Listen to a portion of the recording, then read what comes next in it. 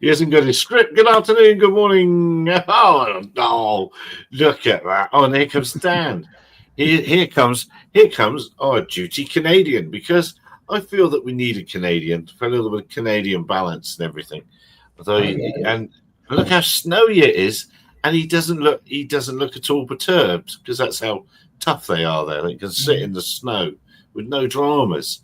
Well, Dan, welcome. We'll get to you in a minute, mate, because we were just talking before we started, and you arrived bang on time. We were just talking about, and as ever, he's not got it ready to go. We were talking about this, which has a couple of elements to it. It's Jobby and Job.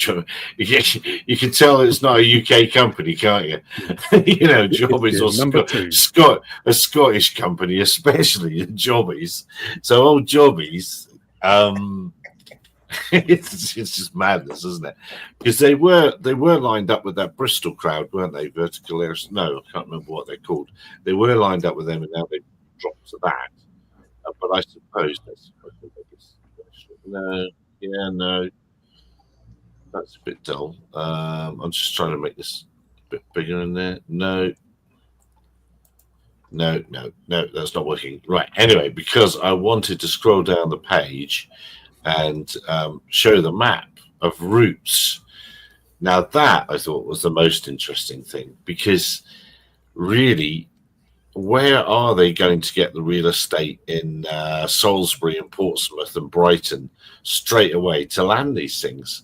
And that's, well, especially Salisbury and Reading, especially. It's a very short train ride at Heathrow. So why, at what price point you could make that work, I just don't know. I don't know. What do we all think about this one? Didn't they say it was going to be very cheap when they said this? It was going to be very cheap. They said, you know, that the commuting from wherever, you know, vertiport that it was into the city, it was going to be competing against public transport. And I think, I know, Gary, you probably know better than me, but I think that this came out about a year or so ago, that really wasn't the case, and it was going to be way more expensive than they had imagined. But this was the rhetoric. You know, when you went to the Cesar events, you know, it was, you know, there was all the usual people from Eurocontrol and all the rest of it. Oh, it's going to be really cheap. It's really, really cheap. And sorry, I'll just say this now before let's just get this out of the way right now. There's no way I'm setting foot on a Jobby. Okay. But you would sit on a Jobby, would you? Is that what you'd do? No. No. Oh, okay. Yeah. No. It's man. And the only person that I've forgotten his name now was, what's the spoof TV? Oh, Alan Partridge. The only person going up to Norwich will be Alan Partridge. It's. Yeah, I don't get it. I don't see what's in it for Virgin. I don't understand. Includes free, yeah. Well, very, very possibly. But I think Dubai is going to have the record for the first fatalities. They seem so keen to roll it out with absolutely no. Well, you don't think EHang will beat them to it? Well, EHang's been booted out of Dubai, haven't it?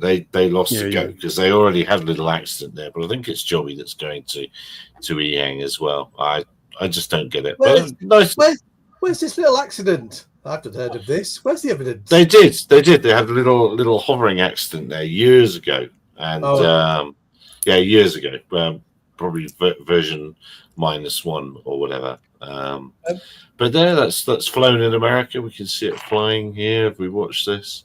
I don't understand why, if this was already feasible and there was money to be made, helicopters would be doing it now. Yeah. Helicopters could do this day in, day out. They've got better weather. The weather in the UK at the best of times is meh, right?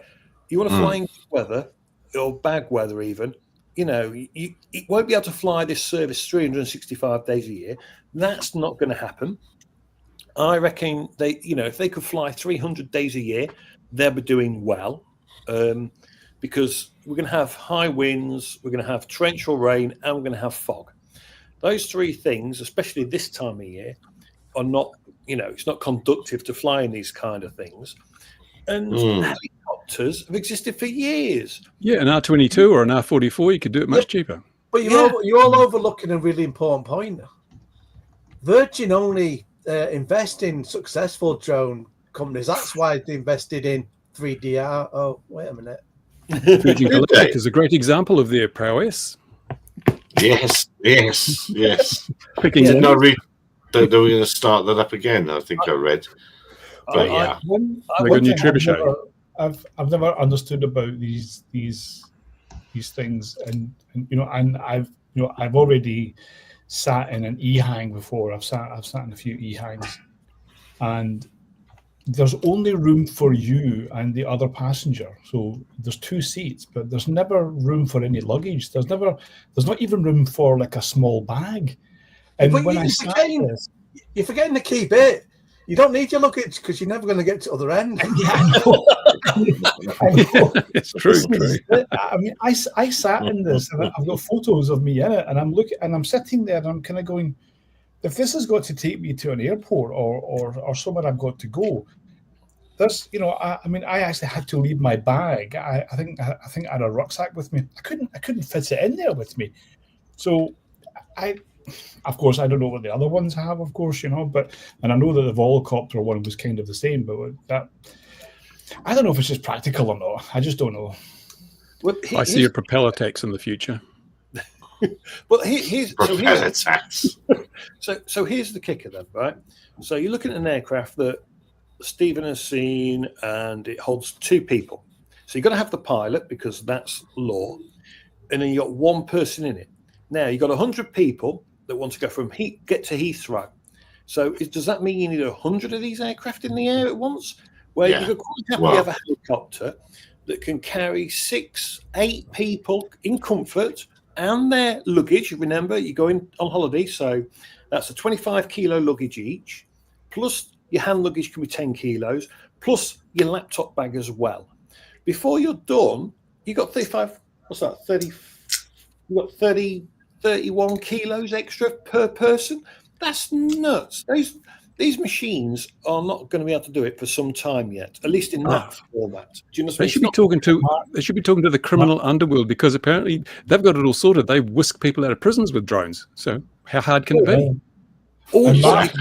Mark, you haven't even actually included the duty free as well. Oh, yeah, the duty-free chucked on top. Oh, or what's going to happen is you'll have a jobby going along or a he-hang, and guess what will be following it? It's going to be a DJI cart. You can have DJI carts following it with all the luggage. Do you know what I mean? So behind it, in 100 kilo, the DJI fly cart will just follow you to the end. You don't have to worry about it. That's true. Just tether it to the Joby. You'll be good. See, he says Joby, we say Joby. Let's call the whole thing off. It's a flying potato. Exactly. 16,000 passengers use the service a day. The trains, it takes 15 minutes. 16,000. So how many jobbies to get through 16,000? It just doesn't make sense. And what are the environmental implications? Electricity has a cost. Well, not only that, if you suddenly go, okay, so 100 people a day going to use the system, so you need 100 aircraft because there's only 2 people in it, and one of them's a pilot, you need 100 pilots, but not only that, then you need enough charging stations to keep everything going. It's going to be nuts. It just doesn't... I think it's 4. I'm going to Google it. I think it's 4. 4 people. So how many people go on holiday together? It's normally you and your partner and maybe 1 kid. You got the kids. Got a cat. Take the cat with you. But you imagine trying to, there's 5 of you and you want to get there. I'm going to take the train. It's easier. Do you know what I mean? Yeah. Well. I mean, I suppose the thing we need to ask is, what is the? Good job I prepared this, isn't it? Heathrow to Battersea Heliport, because that's the one you can do now. It's 2,000 pounds per hour with Thunder Aviation. So no, it won't take an hour. No, take what, 5 minutes? Yeah. Yeah. Yeah, it's not a quick hop. I can't find it quickly. I should have thought about that. Passenger services. I bet it's Okay, airport transfer. Well, yeah, I suppose that is worth looking at in itself, just for where they go. A Sparky Geeks one or inflows drive. Oh yeah, They should be able to do that hop for about 45, 50 quid then from the heliport. You know, if you're talking 2,200. well, that's interesting itself. Like they go to Heathrow, Biggin Hill, Gatwick, Luton, Farnborough, Oxford, and Stansted. They're not going all the way out to Norwich. So if a thing that's been there since the 50s isn't going to Norwich, then like Cowes, that makes sense down there, because getting across them further to the Isle of Wight, that would be a little bit painful, getting a ferry as well. But book a flight, all right, yeah, let's book a flight. Or not. No, we don't want pleasure, we want a transfer. Yeah, all right. That's not going to take forever. Was there a drone in there? So a picture of a drone. if you want, Where was that? Go down. Yeah. Oh, yeah. All right, let's have a look then. So You can't this fly is by if you drone. want to fly. Look at that, small unmanned aircraft. The CAA would roast normal people for that. The CAA would be like having kittens if I put small unmanned aircraft in my ops manual. They just go, oh. So this is to fly in outside their flight restriction zone. So There we are, look. £110. Yep. Cheap at twice the price. Exactly. Request permission. Oh, we've heard about them. There we are. All right, So that's not going anywhere. I didn't work out the. It is actually £25. There is. It's only when you're inside the very inner bit do they get a bit antsy, but it's only 25 quid. So yeah, there we are. Geeks finally can fly it, says Sparky. I see. I'm reading up in the comments now, because he was talking earlier today about the C ratings arriving in the UK, and they were always coming, weren't they? And then they weren't, and that was a great bit of confusion.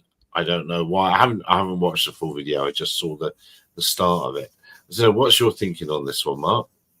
So it looks like the giveaway was a job that's been posted on LinkedIn. So the only reason it was discovered is because a job went out, and it's all to do with understanding or knowing, setting up monitoring of the correct system. So someone says that this aircraft can do, or this item can do this, it's making sure those standards are met. So DGI, for example, C1, someone looks at it and goes, yeah, that standard is met, quality assurance, blah, blah, blah, meets UK regs, rubber stamp it. But it looks like they're doing the same for all drone stuff coming into the country electronically, which should be interesting. So, yeah, I mean, but it is the giveaway. It looks like there's a couple of bits of law that they've kind of got to sort out. And one of them, the other thing is remote ID. Here we go. I think it was this job. I think it was this one. Oh, just stop just there. 1 sec. No, you don't have to. You don't have to have worked. No, I don't think it's that one. Oh, another one then. To have worked for drone. You don't have to have worked with drones. This is not about flying drones, understanding the law. This is more about testing services. Here we go. This might be it. He says. Oh, there's that's handy. There's a thingy's advert, Philip's advert. That's a clue. If you're going to Avalon, that tail up there is a clue. I'll tell you, dear viewer, because there's hardly any of you here. But that is a clue, and that's there's an event going to happen in the tent, and then I'll show you some pictures of the new factory going up. But I'm glad that was there. So you don't think it was this job? Yeah, I think actually, hang on, so hold it just there. So this is about appointing an organisation as the MSA. So this is all about the MSA, the standards. So it's RPS testing service providers expecting to perform a variety of product evaluations for class mark drones. So if you put a class mark on your drone, this is the person that will test that at the CAA. They're actually having someone responsible for it. But so I think we should get Bruce to apply to scott.taggart@caa.co.uk, and Bruce can go and be our man there. I'll be I'm teleworking, sure eh? Yeah. You can tell, yeah, exactly. Well, that's BV loss, though. That's illegal. BV loss. Well, that's we'll be talking about BV loss with Dan in just a moment. That was a good. That could have been a I've got very my good script, segment. Mark. I've got Yeah, my you script. must have the scripts. That's almost like it was like planned or something. That's fantastic. BV loss is being kicked around as a word all over the place now, isn't it? But we'll come back to that in a minute. Let's still go through the C markings. So that's expected. So why, I've forgotten, why didn't they keep going with it anyway? I have completely forgotten. Because they got caught short. They suddenly realised that they were, because once we left the EU, I think it was very much, well, we're free of the EU, we've adopted those rules, and then someone somewhere went, you do realise this is about to happen? And they went, panic about it, didn't like it, had no one to do the job that's been advertised, and then they've suddenly realised that by 2026, they have to have something in place. But also interesting, I think remote ID must be hidden in there somewhere, or something's got to be done with remote ID for the UK rules. Because I'm sure somewhere in our laws, unless they push it back or something, that we are due remote ID at some point. Mhm. But Well, it's been so effective elsewhere in the world. You're very far behind. You're very far behind.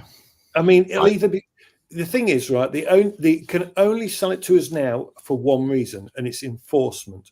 Because you can't say it improves safety at all, and you can't say it improves security. The only thing it does is provide a way to do enforcement. So at the time we are sold this, will they sell it as the misdirect of safety and security, or will they actually be honest and go, no, this is purely for enforcement reasons only? Because I'd be worried about it for enforcement reasons. Pardon? I'd be worried about it for enforcement reasons. Given how easy it is to spoof, Yeah. you could be running up fines. But they for can't people enforce it. maliciously. They cannot enforce it. They have not enforced it anywhere else. For example, in the EU, it was just basically, we now have remote ID, and there was no warning, or there was very little warning. You had to know where to look in order to see that there was a warning. And now that it's here, and no one gives a damn.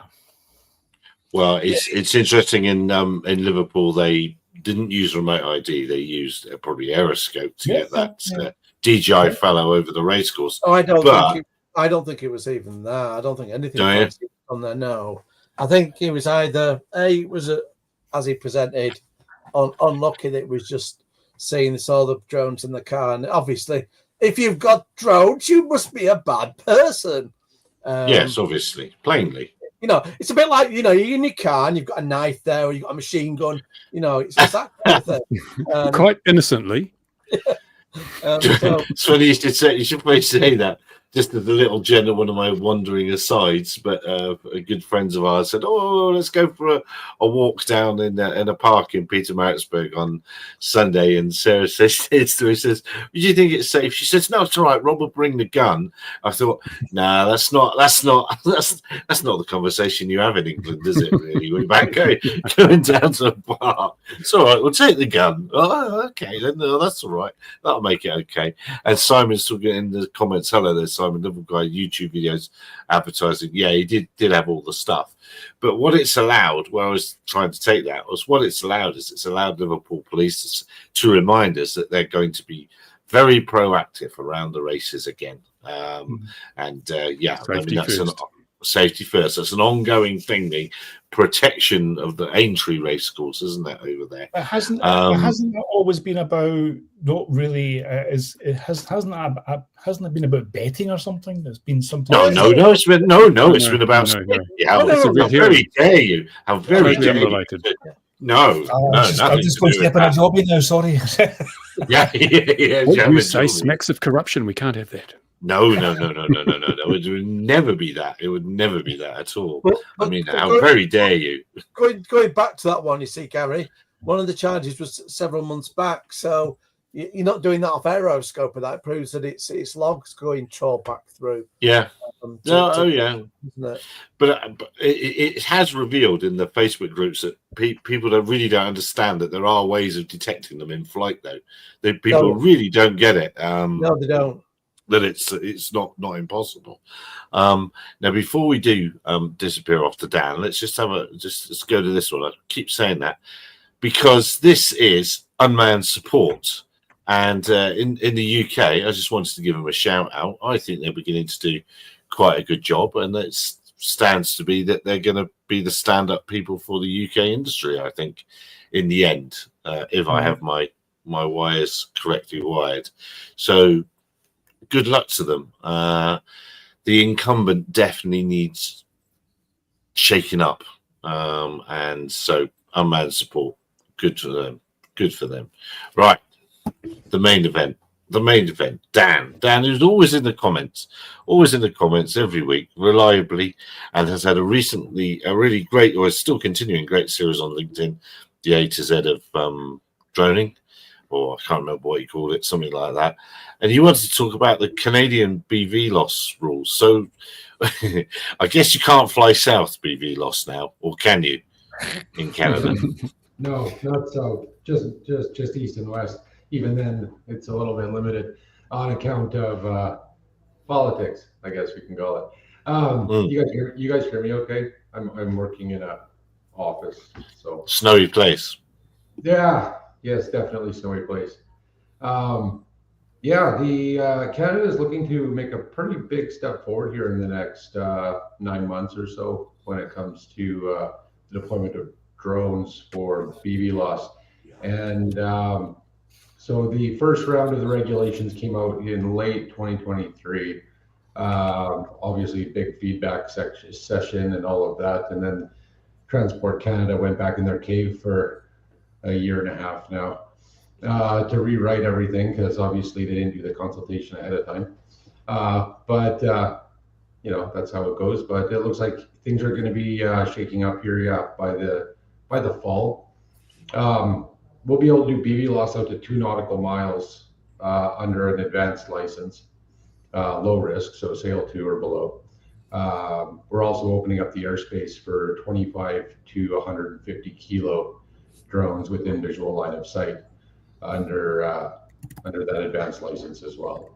And then new licensing level above advanced, complex level 1, they're calling it, which will be basically it's going to be sail 4 to sail 6 BV loss operations. So the whole thing is going to crack wide open. And lo and behold, we're doing it without remote ID. Heaven forbid. Who would have thought?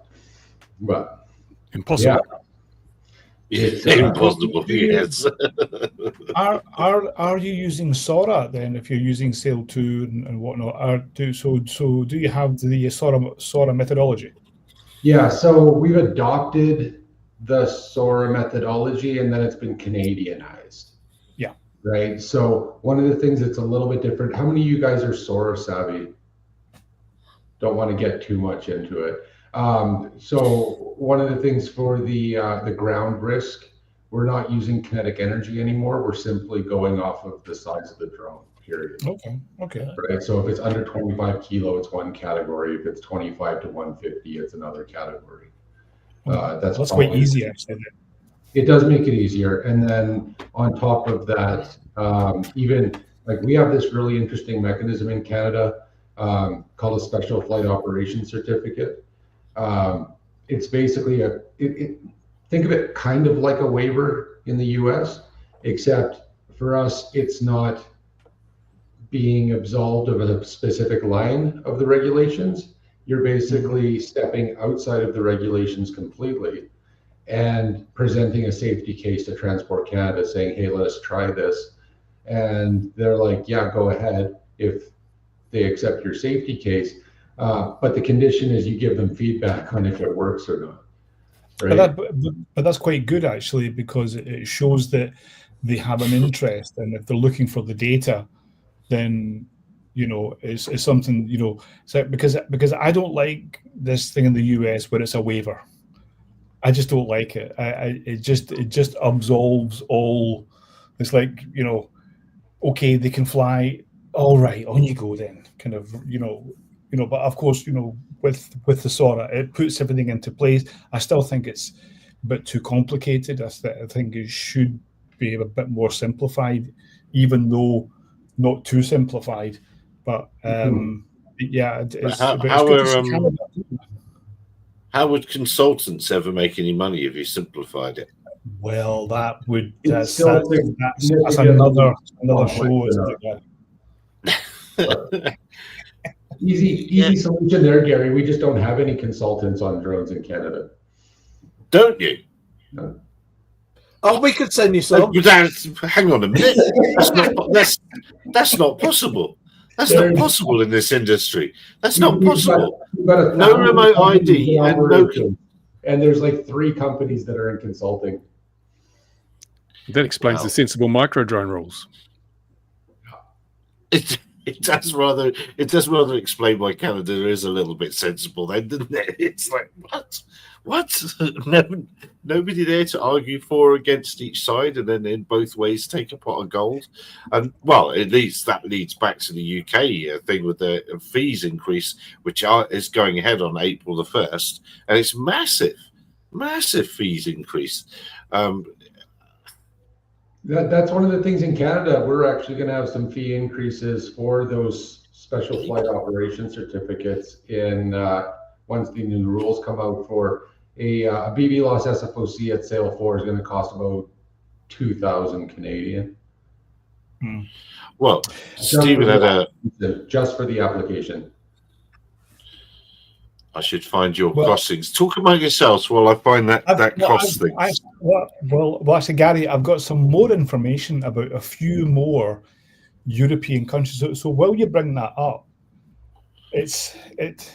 I mean, I hate to say this, but it seems that maybe the UK is not so bad because when you look at some of the countries in Europe where there are some where it's quite extreme, but apparently. I was told that it's about 5,000 euros in Switzerland to get a SORA. Well, I mean, for argument's sake, I wonder where anyone that's consulting on all of this comes from. I wonder where you'd find these sort of consultants, what sort of countries they would have been part of the regulator for. Anyway. JARIS is mostly staffed by people from the regulators of various countries. Like our person that is on the JARIS committee is one of our Transport Canada guys on the drone task force, et cetera. But So I mean, you can see just how different it is from the Nordic countries here.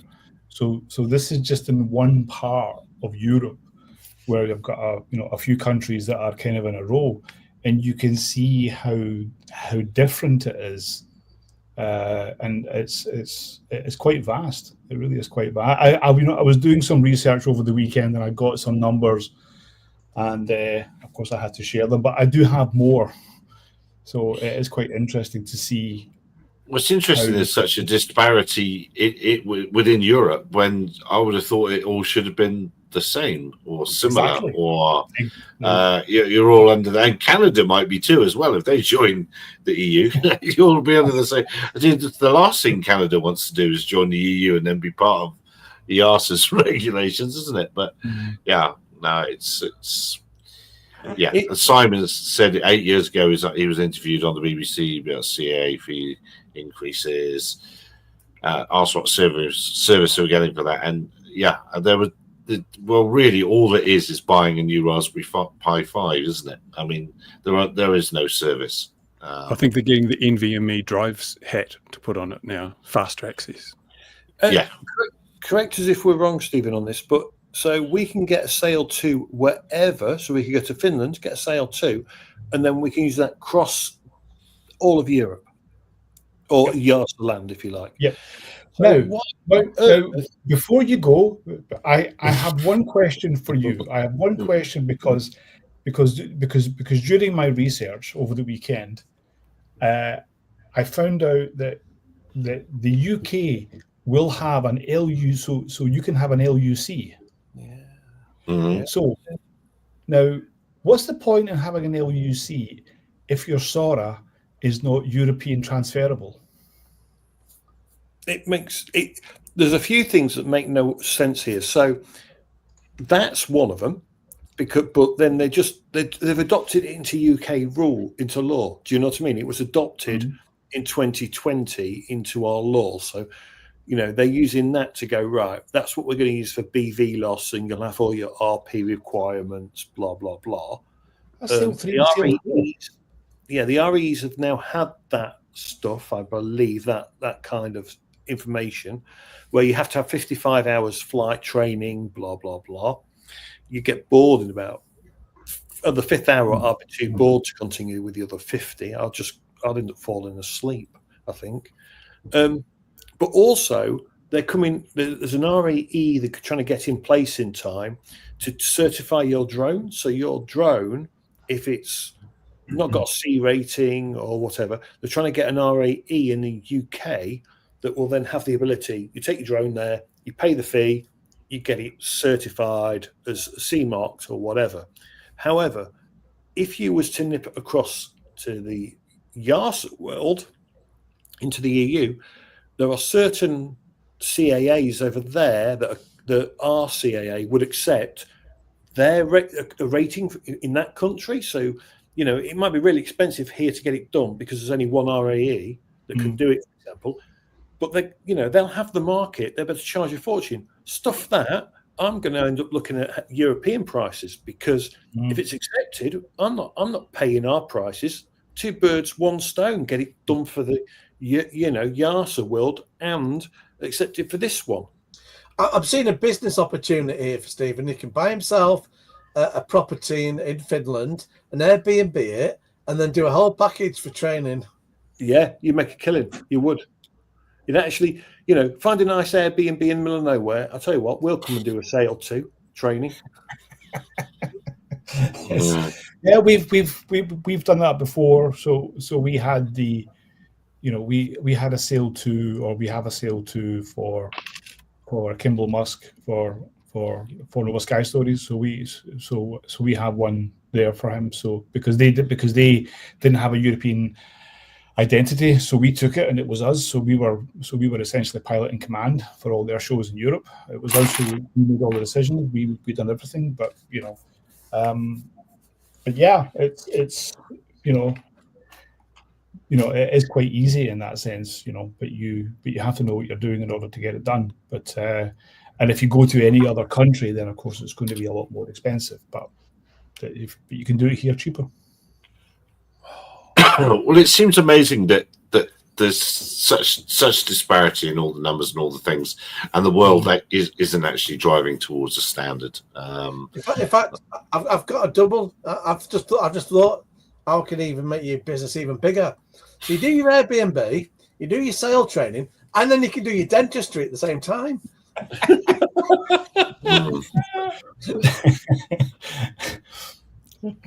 I wanted to share something here, which I bet a lot of you don't know about, Dan, and that's this.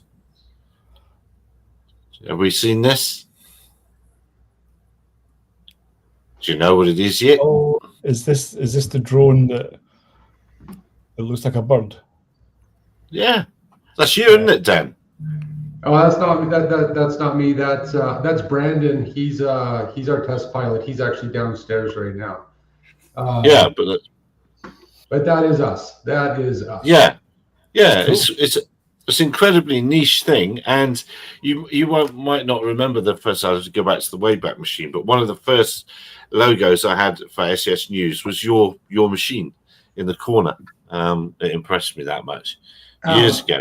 Gary, do you want me to I have a secret video, like a private video of that in slow motion, nice up close. The one from the LinkedIn post, if you guys want to see it. Yeah, but I mean, Bruce always says that about secret videos, and we can never ever show them. So you know, that's the, Look at that Yeah. full flap. yeah, you see. Yeah, no, yeah, show us and tell us a little bit more about those. Okay, 1 second here. Just let me sort myself out.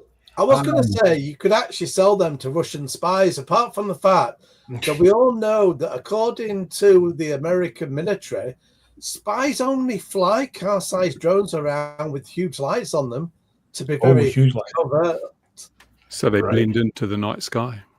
So here you go. Here's nice up Here close. we go. I'll add that to the stage. That does not look like a drone, does it? You can kind of tell right about there. Yeah. But yeah. but you know that it as in anything in life, when something, you know, you think, oh, that looks quite simple and straightforward. Anything that looks simple is never simple. It never is. It's always complicated.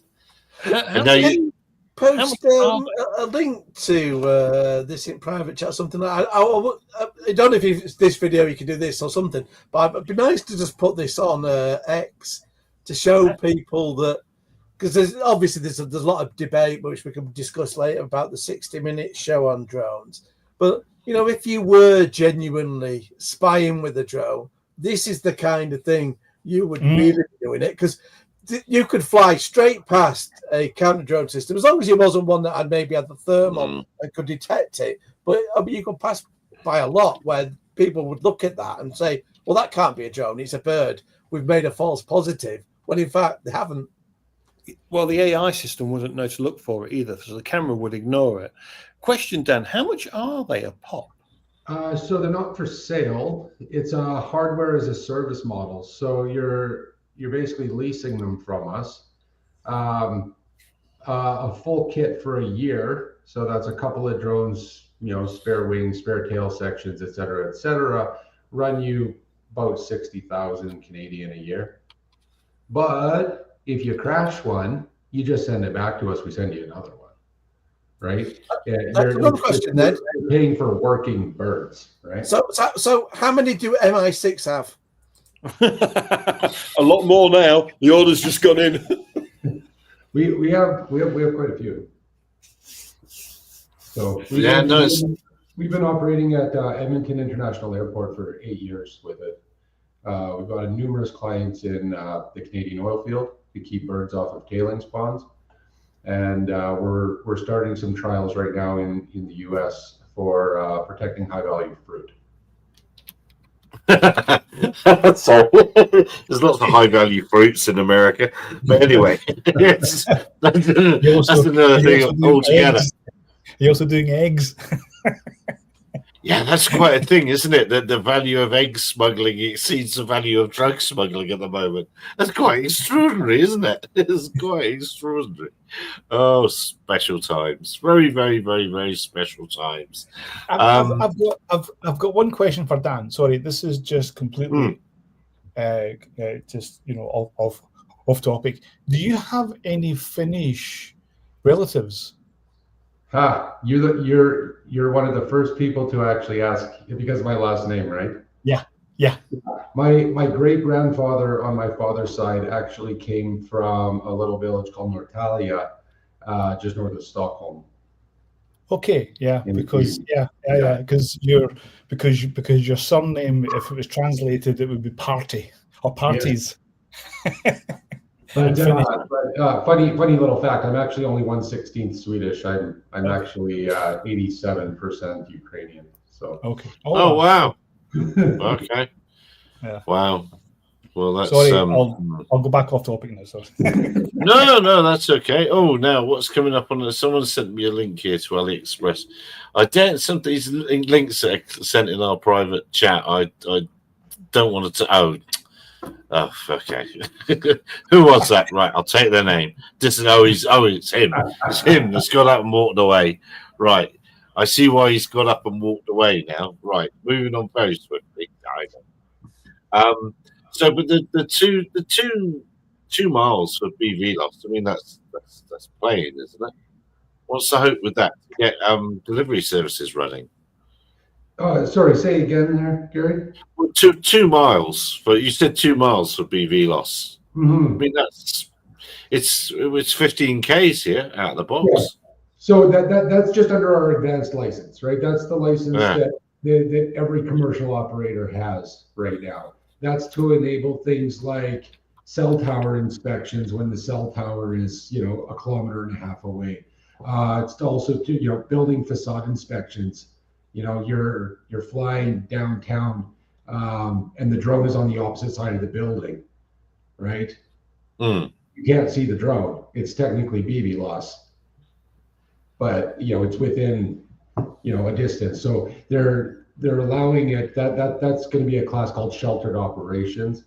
But even for, like, we do a lot of topographic mapping, and the amount of mapping you can do in VLOS is about a quarter of what you can do even with the 2 nautical mile rule, right? All of a sudden we're going from doing, wait, you guys use hectares or acres? Hectares for me anyway. Okay, so we're going from doing 160 acres of flight to doing 540 acres of flight, right? Or more, right? So there's a ton of use case there. Anything that's going to be delivery related, mostly because of the weight, is probably going to be a sale for anyway, for the most part, if you're going to be going out past 2 nautical miles and you're going near towns and all of the rest of it. So, we've got some really good companies like Canadian UAVs. They have a radar system called Sparrowhawk. You guys might have heard of. It provides good awareness out to about 12 kilometers. They're starting to get into that sale for BV loss, but really the number of good question, Dan. It's actually considered a hybrid plane because there's no props, right? And there's wings, but they really don't know how to classify it up here. It's classified as a bird and it needs no license at all. I've ruled. Yeah, right. Oh, I wish. But it's strange. They're really, when these new rules come in, there's only about, I'm going to say, less than a dozen companies that are actually going to be affected by it, like who are actually in a position to get the complex level 1 license. Because with that comes, like your guys' LUC, we're going to have something called an ROC, right? RPAS operator certificate for the organization. We're not doing anything if it's not complex level 1 and above. Like, that's where all the big regulations come, where it starts merging with traditional aviation rules, right? So type certs and airworthiness certificates for the drones and all of the rest of that. A quick question with the bird drone. How long does that take to charge up? And what was the other thing I was thinking of? Oh yeah, what's the noise like on it? What's it sound like? So it does have a bit of a clickety clack sound when it's actually flying, but you can't really hear it beyond about 100 meters. As far as batteries go, I believe we're still just using Tattoo. So you just swap them out. But and duration? What's that? Duration? It really depends on how good the pilot is. We try to use biomimicry as close as possible. Peregrines typically fly 3 to 5 minutes at a time. So we try to do that, mainly because you throw one of these things up, the birds just leave, and then you're sitting there circling for no reason, right? But we have one pilot in particular. He's actually been able to keep that thing up for, I think it was 27 minutes, riding thermals. So, if you really need to have skill. So you need to have skills to fly it and understand the environment. RC pilot before he. I like that. I like that old school. I like that. So a swarm of them would be a flock. I want to play with one now. Come on over. Did you see that link I put in the private chat? Did you show that? I saw. No, I didn't show the link you put in the private chat. Oh, You okay. the old git. Oh, must I- Well, Mark wants to play with one. Oh, all right. Okay, all right. Well, I'll put doesn't that work. link up then. It doesn't work, Bruce. Yeah, it does. It does. There it is. Unfortunately, I'm going It's to. just like it. Just like it. Oh, I'm sure it's identical. I'm sure it's identical. Have we got an affiliate link for this, Bruce? Did you arrange that in the time you went Check out? the description. Yeah. Yeah, there you go. Hey, one fun fact. Robert was actually featured in a Bollywood film Okay. a few years ago. It was called Uri Tactical Strike. If somebody wants to I think I've seen that one. Yeah, they actually stole footage from YouTube and put it into the movie. We decided it wasn't a problem because you can't buy that kind of exposure really. So I'm just trying to find the one because there was one years ago crashed in northern India, wasn't there? Oh, here we are. Did I finally find it? Yes, there it is. So let's share this from back in the day.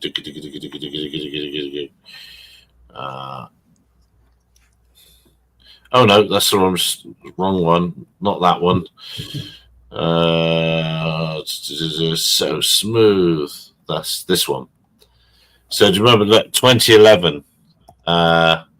There was that one, and that was in Pakistan, and it's thought it was American, so it's thought that they were operating stuff like that way back in the day. that was just an RC fixed wing painted to look like a bird, though. Yeah, it was. Yes, it was. It didn't. Yeah, no, it didn't flap or anything. No, you're right. You're absolutely right. It's not like your thing, but yeah, they've been around a while.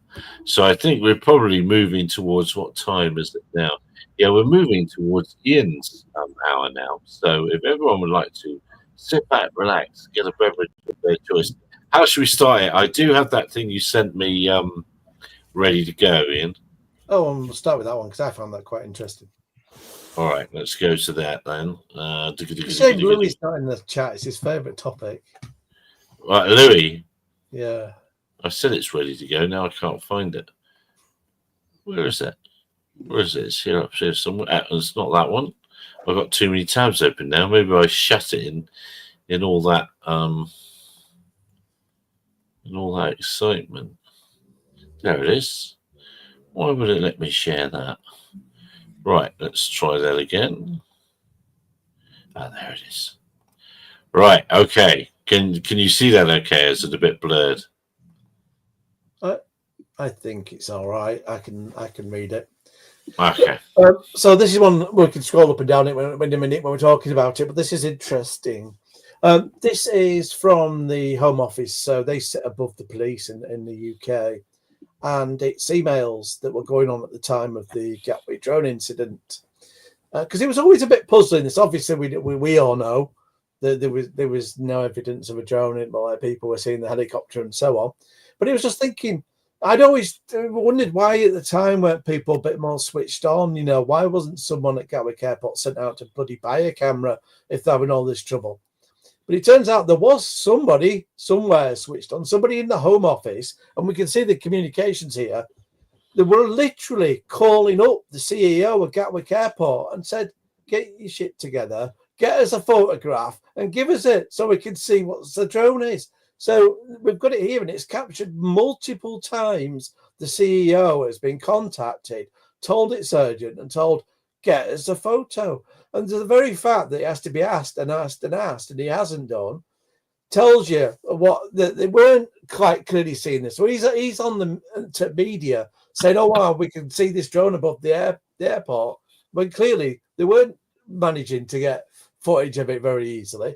And the funny thing with this is just about 30 minutes before that video that we've seen that was captured, that appears to be one of Sussex Police's own drones, was sent by the airport. So it looks like just from pure badgering, they've just got anything they could and sent that back to get whoever this was at the Home Office off their case. But it's just good to see that there was somebody that realised this was important. But Gary, just wait before you go, scroll all the way back down.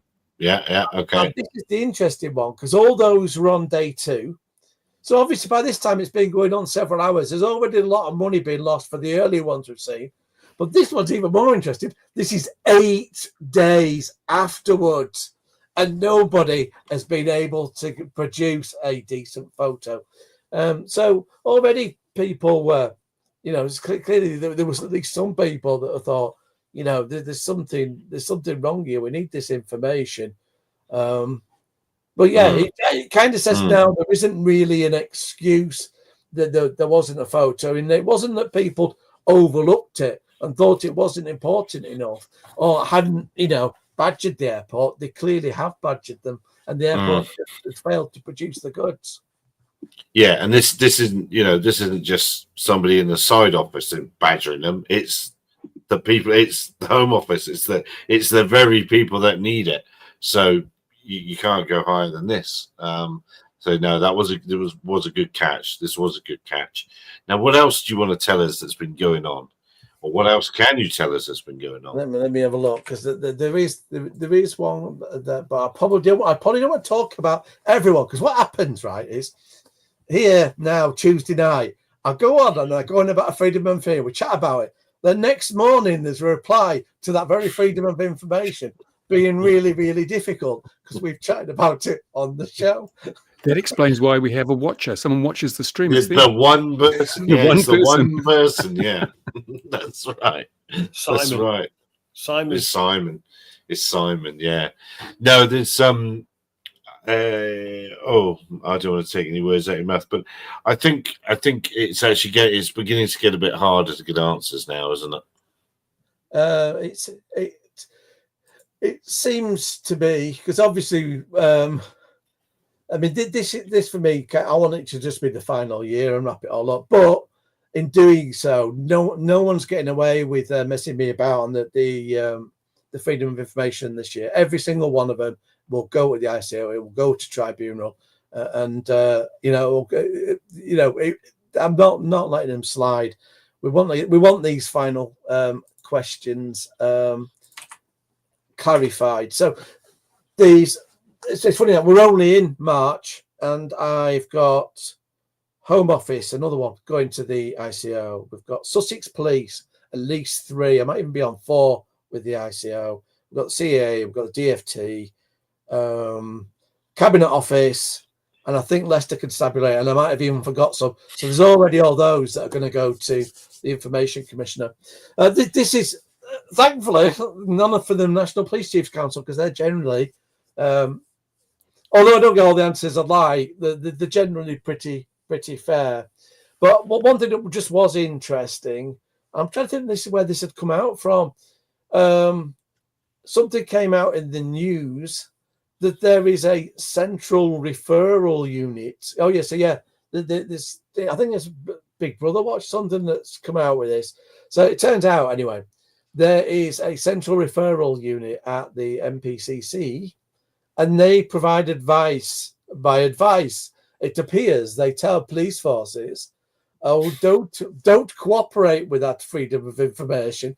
Dick them about a bit or something. I don't know. That's the official way. Yeah. Dick them about a bit. Yes. Yeah, I'm only speculating. So, but that's the way it came across. So I've just asked, were there any of the Gatwick requests that accidentally had some advice around them to any of the police forces? Yeah. So I think. And I've asked actually wider in the drone thing. Because obviously we've got quite a few drone questions that aren't getting particular transparent replies. I mean, I suspect in the case of obviously the United States Air Force stuff, that's coming from the MOD, because there has actually been a response only yesterday, and I've gone back with elaborations today with the CAA, and they've confirmed that the MOD was the authority that did the restricted airspace, so the temporary restriction. So I had a few questions. So They didn't go in until late on in December. I think December the 23rd, which shows, because some people are painting the picture, these went up to stop the UFOs that were flying about, or the Russians, and it's like, no, it was weeks later. So really, this is it's either to humour the US and say, look, we've done something to put the restrictions up there, or it could be practical of, well, we don't want the hobbies flying about because we know the moment they see any lights, it'll be panic, and it stops the panic then. So it could be along those, but they don't have any end date on them. But because the kind of the NOTAM things, by their nature, they're supposed to be temporary. So it appears that they will last 90 days because that's how when he's supposed to renew them. But they'll have to keep renewing them. So it's going to kind of be a running renewed thing till whatever time they decide that's maybe not necessary anymore. So that's what's going on with those. But that indicates, because we know there was another Freedom of Information reply, not to me, but to there's a guy actually, he's a former police officer that now does books, mainly around UAP stuff. So he's put a few questions in, and I started following his stuff because he's asking some good questions. So he'd found out that the Ministry of Defence Police are the authority that's managing it. So we know it's all sat round the MOD managing things. Something else had popped into my head. Oh, yes. Well, there's definitely some management of the Freedom of Information going on. And this has come out because the National Police Air Service are pushing back. So I'd done a long, in fact, we could show that on screen. Let's just find that. Because it's out there on Twitter and that anyway. So, well, only because you put it out there. Yeah, but I most of the stuff I put up fairly public for people to see. But let's get the response to this first because it's quite interesting. It's the seen, not seen, isn't it? That's the thing. So this is telling in of itself. So I'll put it in private chat so you can share it with people.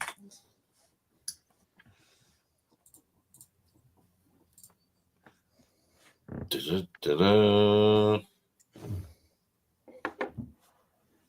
Here it comes. You seeing that? So it should have actually jumped in straight to whichever request it was. Where do you want me to be? I don't know. No. Click the link again so it jumps if you can, because it's actually got the request number in it, so it should automatically, on clicking the link, go to the right one. If not, scroll down a little bit, third from bottom. I think you moused immediately and took it off the right request. What did I? Possibly. I'm like that. Ignore that one.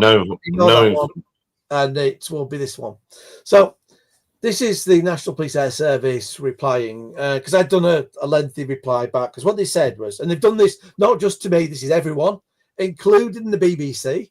So everyone's just got this, oh, you're going to have to wait another 20 days. Sorry. But freedom of information actually doesn't work like that. And this is another thing, pushing back on this year, because a lot of the authorities are doing is the same, taking 20 days. 20 days is the maximum, but it doesn't mean you can just use it. You're supposed to reply as soon as you've got the information. So you can argue there's kind of non-compliance with that. So I brought that up for starters, because we know what's going on here. The air proxy isn't being published, it's being pushed back. The CAA are refusing to publish it, to give us information about. We know exactly what's going on here. Someone's managing this from above, and they're trying to stop it coming out and delay. But we've got really essentially the acknowledgement of that here, because the National Police Air Service, they're giving away one thing for starters. They say that they know that because they provided the link in there as well. So the MOD have got an ongoing investigation. That is a freedom of information request. For MPAS to know about that, because it isn't to them, somebody has sent that to them. So there's some authority above, Cabinet Office, whatever, MOD directly, has been managing these freedom of informations and telling each authority what's going on. Oh, so-and-so said this, so refer to this. So that's how we've got that one there. That's the one that says the MOD police are in Well, charge doing it. of the investigation. But here, if you look, it says other law enforcement agencies regarding this matter. So I've been engaging with. So that says freedom of information that's supposed to be applicant and motive blind to that. This one isn't being motive blind because you've actually got different authorities chatting about it and seem to be collectively going, we can't tell you. But it's got to come out in the end. And the public interest is with the exemptions they're trying here, like policing, national security, then they are qualified exemptions, which means they are weighed against the public interest. And they will not win that. You cannot say there is a drone flying about over residential areas that could have collided with a police helicopter with debris falling down on all the people below and say that is not public interest. The public interest will win all day long if this goes in front of a judge, possibly even straight away at the ICO. So it's coming out whether they like it or not. It'll just be a question: is someone going to do the right thing and just release it? I mean, why not? What is there to hide? It's now, if you think about it already, 3 months has elapsed since that. So why can't we just say, here's the video and release it? The video will show if there's a drone there, it'll say, yeah, that's a drone. And to be honest, again, it's like the frustration that we're going. If there had been a drone, what would be the sensible thing to do? To put the video out so we can all say that such and such, oh, that must have been built by such and such a company, and you can work out who was actually flying it. So that's the same thing that should be going on here, that we get to see the video. But it could be that, maybe the video ain't that great, and again, it's inconclusive, or maybe it could even not be a drone. We don't know. Or it could be something where it's a bit scarier, and the Russians have got a proper military drone thing, and it isn't a consumer thing as we're thinking of. But that wouldn't really tie up, because why would you send out AUKUS, which is only to detect, your commercial drones, if you thought it was something bigger and fancier? So at the moment, it's just more questions and answers. But really, I don't think there's a really good justification for the lack of providing any information on it. Really, there should be a little bit more coming out. Sticking you around, isn't it? I wanted before we head, I wanted to, Philip sent me this. I think this one should be a caption competition. This is the new Cube Pilot factory in Geelong, which is just outside of Melbourne. But I just wonder why he's looking so longingly at that forklift. And he tells me that they're looking at about a quarter of the new factory. So it's quite a big thing. He's quite a big facility. That looks absolutely massive. A question: Do we know why? Is this like a backup to Taiwan in case a certain nation lands there? I don't know if that's his. I think he's probably under a little bit of pressure to actually make them in Australia if they're going into things in Australia. But it's I think that's what Simon timeline with Gatwick. But he's getting ready to. He's got all the machines and everything. He's showed me lots of videos, but I'm not allowed to show you those. But he's got all the machines ready to go. It's quite a thing. So good on him. So that's the end of the Ian hour. What else have we seen before we go? We're over an hour now. So we've got about 60 minutes. 60 minutes. Oh, 60 minutes. Oh, okay, 60 minutes. Oh no, but that's another hour. You've already had your hour. Another 60 minutes. Yeah, well, the 60-minute thing. Well, you say it, yeah, but I watched it half with an ear closed and eye closed, and it, meh. So what? But your version of it. Yeah. If only the reporter had done it with his ass closed. Anyway, so 60 minutes is, to me, I see that as what should be a quality news editorial brand in America. That's it almost sounds like an insult now after what you know. So, but we would say that's like the US version of BBC's Panorama. But now these days, that's an insult because we know how bad Panorama did the Gatwick drone. But unfortunately, they probably do deserve that after seeing the 60 Minutes episode. So this was an episode that was supposed to be looking into the drones over the US. And you'd have thought if this was a quality editorial piece, you would say, oh well, people saw them over New Jersey and New York, but they were almost entirely, if not entirely, well, in fact, the authorities have quite said, yeah, they were entirely legal operation of drones, or they were actual normal aircraft. But they didn't even mention that. They didn't even mention this is been established. This is fact. You could say this is fact and say, but maybe there's one or two, or we've got this or that. But they didn't even seem to mention the fact that, this was kind of disputed. They ran stuff. They ran some video that apparently is already debunked and was of planets. They ran stuff that was clearly normal air traffic, again, blurry, which was shown at the time. To me, all that's just completely misplaced. It says it came across that they decided when they were making this episode that it was going to be about drones. It was going to scare people. They were going to suggest as car-sized drones flying about all over the US and all over the bases, and it must be the Russians or something. So they're allies now. It's okay. Yeah. They're allies. Yeah. So it came across as they decided at the outset that that's what they were going to do. And then they've made the program fit that, which is not the way you should do it. You should say, we are investigating that and we're going to look at all the people's opinions or get various experts in. And then at the end of it all, you could even leave the viewer to decide. But they've not gone down that route. And then what they do is obviously they get this guy in, who's apparently retired 4-star general. And because he says he has seen a swarm of car-sized drones, apparently that's fact, because he's a 4-star general, and that makes him a complete expert on drones, counter drones, and means his eyes are better than everyone else's on the planet. While this is going on, somebody on Twitter in the US that believes in the UFOs, do not destroy my beliefs, is arguing with me and being very nasty, because I've just got to say, if you're looking up at things at Sky, it doesn't matter who you are. I mean, we know Gatwick, they had at least five UK police forces looking at the sky, going, it's a drone, it's a drone. It's like, no, it's a helicopter. But, once you tell people there are things in the sky, it doesn't matter who they are. They've got the confirmation bias there. They're thinking, well, I've been told to report someone, I'll report it. So if the media is telling you there are car-sized drones flying about, when you see that light, you've seen your car-sized drone. It's as simple as that.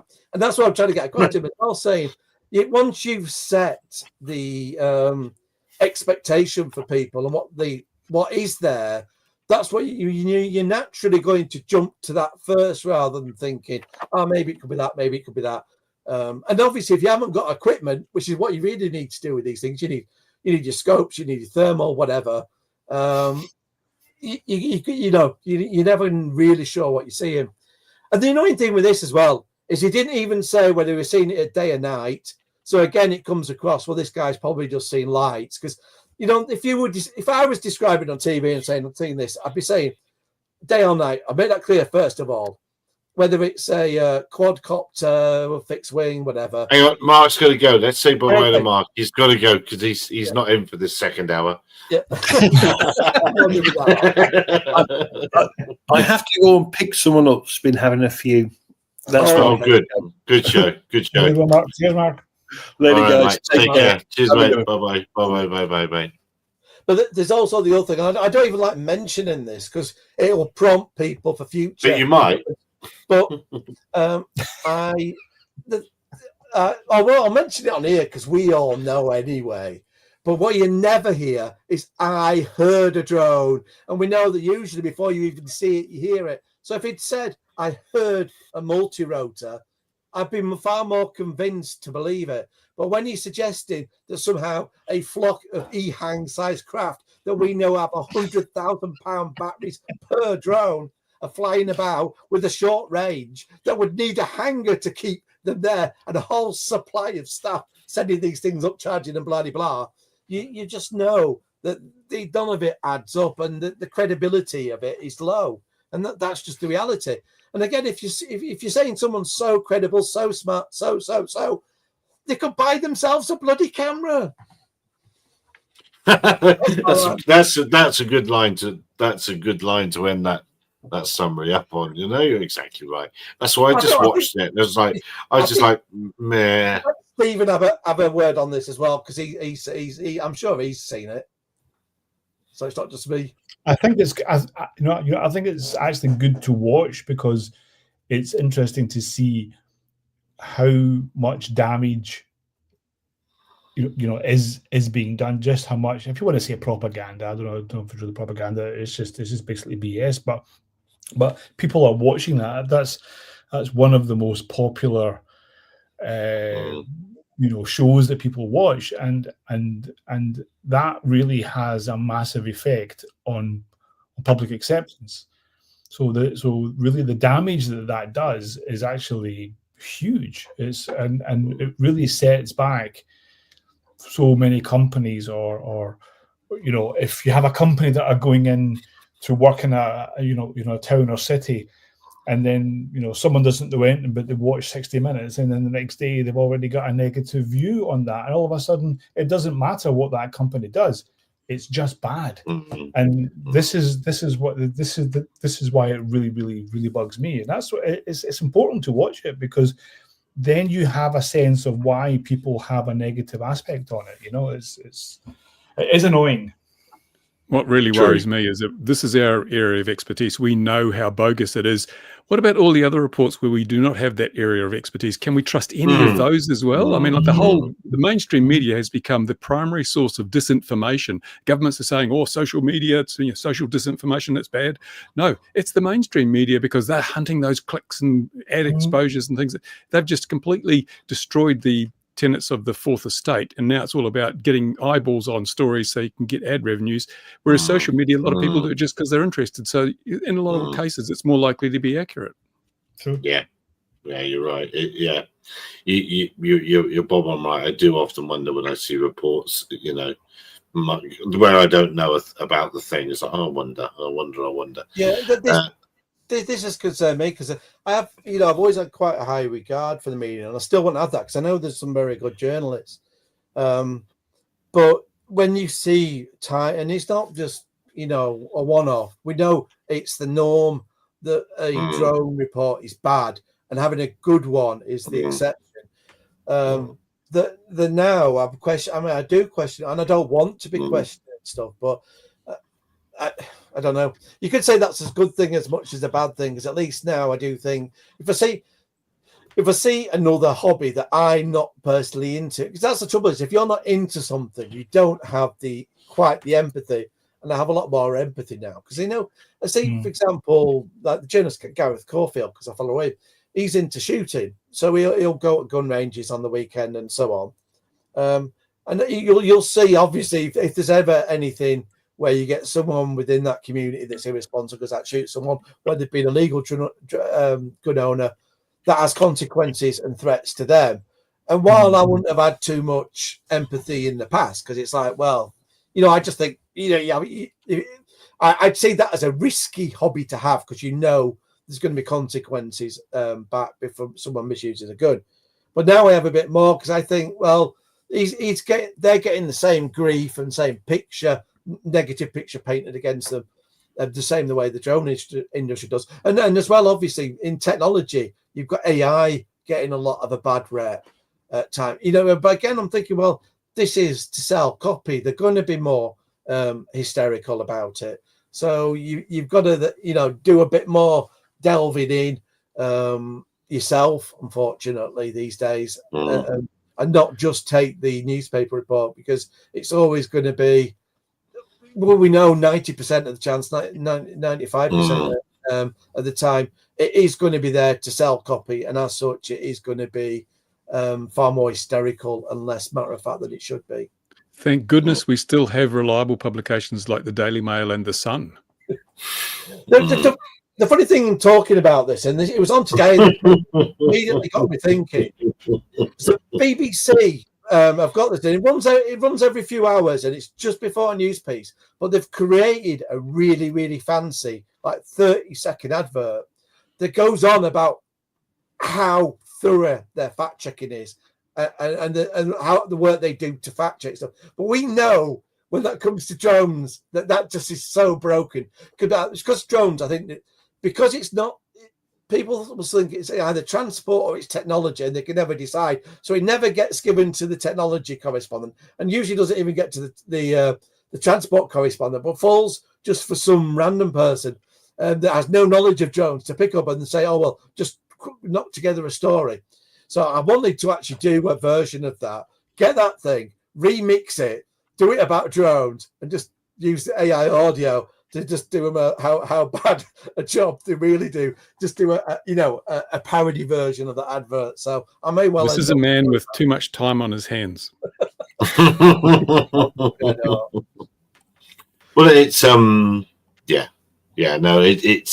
it always used to be that you watched the Sun's news feed for the breaking news, but waited to report it until the BBC had actually reported it as being true. But now it's not like that. But it's also a lack of soft power in the world, isn't it? With shortwave radio stations disappearing, Voice of America is being shut down, and that's, it's soft power, isn't it? Sending news out via HF, which you can receive with a £20 radio and a couple of batteries anywhere on the planet. What happens when the internet breaks? What are we going to do?